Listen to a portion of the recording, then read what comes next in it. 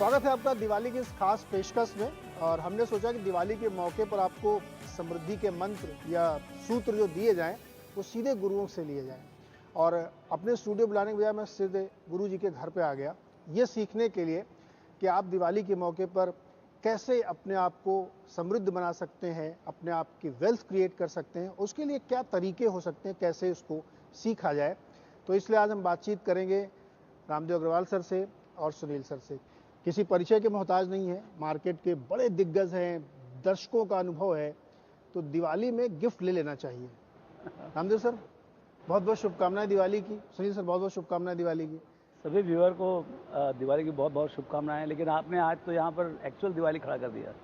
जो आपको लाइट और ये सब जितना माहौल बनाया है, आई थिंक एकदम दिल ऐसा लग रहा है कि दिवाली आज ही है, अभी है, आज ही दिवाली हो गई है। अच्छा, मेरा एक नारा लगाने का मन कर रहा था। मार्केट में चूंकि जो माहौल बना हुआ है तो मुझे ऐसा लगा कि आपने सुना भी होगा कि एफआईआई का घमंड टूटेगा, रिटेल निवेशक जीतेगा।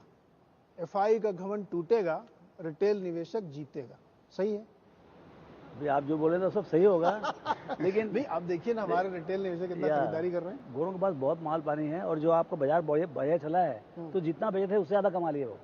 तो उनको जैसे $700 बिलियन का था तो वो गिर के 600 बिलियन हुआ। और अब महीना भर में उन्होंने बेचना बंद किया तो वापस 700 750 हो गए। तो बाजार का रिकवरी इतना बढ़िया, 14,000 से 17,000 का, उसमें वापस 750 बिलियन के पास हो गए। तो अगेन उनका पास काफ़ी फायर पावर है। बेचेंगे नहीं बेचेंगे उनकी मर्जी है, लेकिन वो भी डर रहे हैं कि अब कितना बेचें यहाँ से करके। तो सुनील सर वापस तो आएंगे ना वो? हम लोगों ने इतना देख लिया उनको। मैं जब कह रहा हूँ ये नारा, तो ये नारा ये बात बताता है कि वापस तो आना पड़ेगा आपको। इतना अच्छा मार्केट छोड़ के आप कहाँ जाएंगे? देखिए, हम ऑब्वियसली भारत में रहते हैं तो हमें यहाँ बहुत अच्छा लगता है और रहना भी चाहिए। जहाँ यहाँ पे जो भी पॉजिटिव हैं उनका वेल्थ भी बना है और उनको मन की शांति भी मिली है। लेकिन आप है ना थोड़ा दुनिया की नज़र से भी देखिए। आई थिंक लास्ट 1 साल में जो हुआ है दुनिया में, बहुत ही आई वुड से थोड़ा कंसर्निंग तो रहा है। चाइना का इशू, रशिया का इशू, और it is the biggest war after world war 2 in a sense कि इतनी सारी कंट्रियां डायरेक्टली इनडायरेक्टली इन्वॉल्व हैं। इन्फ्लेशन आज तक कभी 30-40 साल में यूरोप और यूएस में इतना नहीं हुआ जितना आपकी बार देखने मिला है। और पहले ना 2% 2.5% इंटरेस्ट रेट बढ़ाने के लिए यूएस को 2 साल लगते थे, अभी 4 महीने में उन्होंने 2.25-2.5% बढ़ा दिए। तो थोड़ा सा एक तकलीफ वाला माहौल रहा है, और उस को देखते हुए आई थिंक उन्होंने जो किया है ऑब्वियसली एक रिस्क ऑफ ट्रेड था। तो ऐसा नहीं है कि खाली उन्होंने इंडिया में ही थोड़ा अपना एक्सपोजर कम किया। I think across the world risk asset कम किए हैं। दूसरी ये भी आपको देखना चाहिए कि आप जब भी पोर्टफोलियो मैनेज करते हो, अगर एक चीज़ आपकी थोड़ी सी ज़्यादा ओवरवेट हो जाती है क्योंकि उसने आउट परफॉर्म किया है, तो थोड़ा स्वाभाविक होता है कि आप रीबैलेंस करो उसको। तो ये ऐसा नहीं है कि उन्होंने ना इंडिया छोड़ ही दिया है, काफ़ी लोगों ने उसको रीबैलेंस किया है। और जैसे जैसे वर्ल्ड स्टेबल होगा, आई थिंक इंडिया की ग्रोथ रेट, इवन आईएमएफ का अभी जो भी रिसेंट है उसमें India is the only country which is going to go at more than 6%। तो it will take time but they will definitely come back, वापस आएंगे। अच्छा सर, ये बताइए, अगली दिवाली तक के लिए हम लोग कम से कम उस फ्रेमवर्क में बात करें तो दिवाली की लैंग्वेज मार्केट क्या, रॉकेट रहेगा, अनार रहेगा, फुलझड़ी रहेगा, क्या रहेगा? जो भी हम बोलेंगे सब गलत होगा, लेकिन फिर भी हम बोलेंगे जरूर। बोलेंगे जरूर। देखिए क्या है, मेरे को लगता है कि मल्टीपल बहुत बढ़िया है। हाँ, जो पी मल्टीपल है अभी जो है 21-22 का जो भी मल्टीपल है निफ्टी का, वो ठीक है, मतलब अच्छा रिच मल्टीपल है। अब सवाल क्या है कि अर्निंग्स ग्रोथ कितना होगा। तो यदि अर्निंग्स ग्रोथ यदि 12-15% हुआ, थोड़ा कम होते जा रहा है। इस क्वार्टर में 3% से काट दिया रिसर्चर्स, हेड ऑफ रिसर्च ने। तो यदि ये अर्निंग्स ग्रोथ जैसे अभी 725 है, वो 850 की बात थी, अब 825 की बात कर रहे हैं। उसके अगले साल मतलब 24 की जो अर्निंग जो है, वो पहले 1000 के आसपास की बात चल रही, 950 के, अब ओके 900 की बात चल रही। यदि 900 950 आ गया, मतलब 24 में यदि 2-4 चीज़ें सेटल हो गई, तो फिर देन मतलब हो सकता है 15-20% बाजार में मिल जाए। पर रॉकेट वाली बात नहीं है। अभी का माहौल देखते हुए एक्सपेक्टेशन हैज़ टू बी थोड़ा कंटेंट रहना चाहिए, और अर्निंग्स को जितना हो उतना ही मिल जाए, बहुत बढ़िया है। सुनिए सर, मार्केट में लोग कहते हैं कि अच्छा समय होता है हमेशा शेयर खरीदने के लिए, उसमें कोई बुरा समय नहीं होता। सही है ये?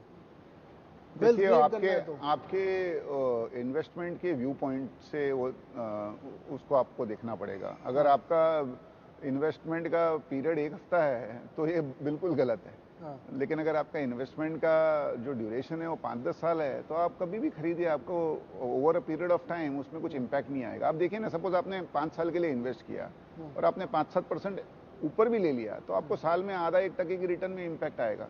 लेकिन नहीं किया तो ये हो सकता है कि आपका बेस्ट पीरियड आप मिस कर जाओ। जैसे अभी मई के टाइम पे बहुत मंदी का माहौल हो गया था मई जून में, आपने अगर वो मिस कर दिया तो आपको फिर 15% ऊपर ही लेना पड़ेगा। अब बैंक देखिए, बैंक सब 25-25, 30-30, 40-40% ऊपर हो गए, तभी it was the worst performing sector, किसको बैंक लेना नहीं था। तो आई थिंक बहुत डिफिकल्ट है ये कहना। लेकिन अगर आपको ये आपको लगता है, जो हमें तो लगता है कि इंडिया की इकॉनमी 3 ट्रिलियन की 6 ट्रिलियन हो जाएगी, अगर आप तेजी में हो तो आप बोलोगे कि 6 साल में हो जाएगी, अगर आपको लगती है मंदी है तो 8 साल में होगी, होनी तो है ही। तो फिर आपको फिर नहीं रुकने की जरूरत है। तो मतलब नेट ये है कि आपको अगर पोर्टफोलियो के लिए, वेल्थ क्रिएशन के लिए लेना, तो आप कभी भी लीजिए, बहुत ज़्यादा सोचिए मत। एक ख्याल है कि इंडियन इक्विटी, मैं तो 40 साल से हूँ, 100 का सेंसेक्स से 60,000 का सेंसेक्स देखा हूँ मैं, रोज आता हूँ बाजार में। ओके, तो मेरे को मंदी तो कुछ समझ में नहीं आती है, ठीक है, क्वेश्चन हो रहा है जो बातचीत करने के लिए होता है, लेकिन the best time to buy is when you have the money and best time to sell is when you need the money. आप इस समय खरीदारी कर रहे हैं सर? मेरे पैसा आएगा तो मेरा करता हूँ, मेरे पास तो पूरा ही पैसा तो आ ही रहा है सर, खूब आ रहा है। नहीं, कहाँ से आएगा मेरे पास पैसे? सैलरी तो पूरा टैक्स में चला जाता है। और जो डिविडेंड है वो साल में 2 बार देते हैं मोतीलाल जी, तो जब आएगा डिविडेंड तो खरीदेंगे शेयर।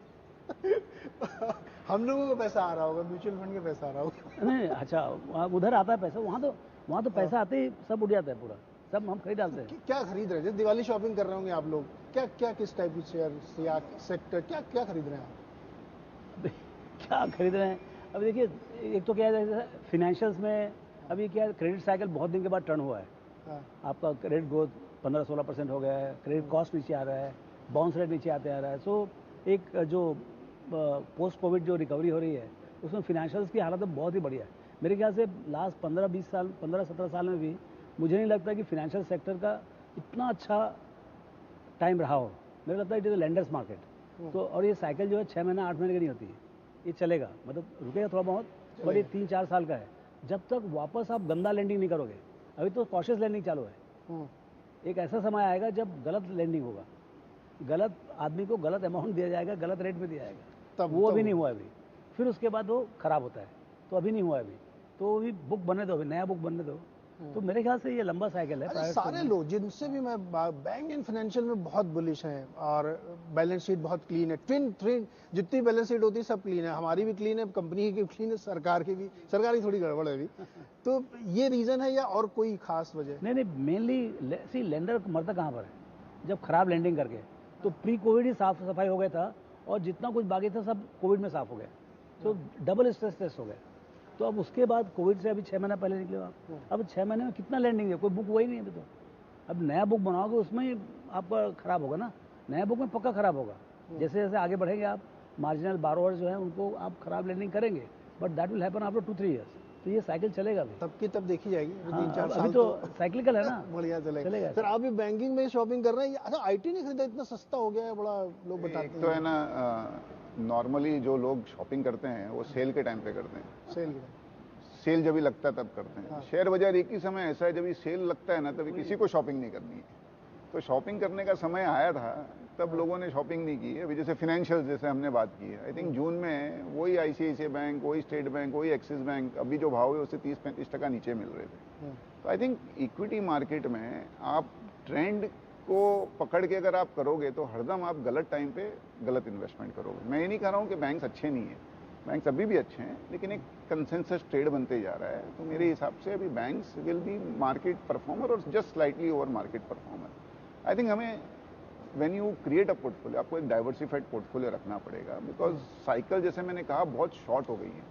पहले जो चीज़ 2-3 साल में होती थी, आजकल बाजार में वो 2-3 महीने में ही हो जाती है। कभी पहले डिफेंस का माहौल हुआ, ऑटो का माहौल हुआ, फिर बैंकिंग का माहौल, अभी और कोई माहौल होगा, बट आप पोर्टफोलियो आपका बार बार चर्न नहीं कर सकते हो सक्सेसफुली। आपको कोई एक ट्रेंड मिल जाएगा, एक ट्रेंड में आप गलत हो जाओगे।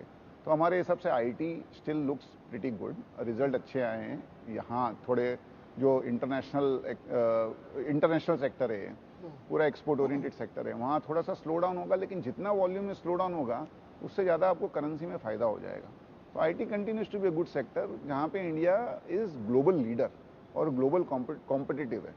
आई think pharma is becoming very interesting. Pharma में वही हुआ, 1-1.5 साल तक कुछ नहीं हुआ है सेक्टर में, डी स्टॉकिंग हुआ काफ़ी, हम बाहर नहीं निकल रहे थे, हम बाहर खाना नहीं खा रहे थे तो बीमार नहीं पड़ रहे थे, हम हाथ 4 बार धो रहे थे, तो तो I think the consumption of non Covid medicine went down dramatically और डी स्टॉकिंग भी हुआ। आई थिंक अब वो फिर से आ रहा है again. It's a good sector from an export perspective because currency का आपको टेलविंड है। आई थिंक वो सेक्टर भी थोड़ा सा नॉन कंसेंसस है, वो देखना चाहिए। और इंडिया में ग्रोथ हो रही है तो कैपिटल गुड्स, बट उसमें वैल्यूएशन आर नॉट कंफर्टेबल, और डोमेस्टिक आई थिंक कंजम्पशन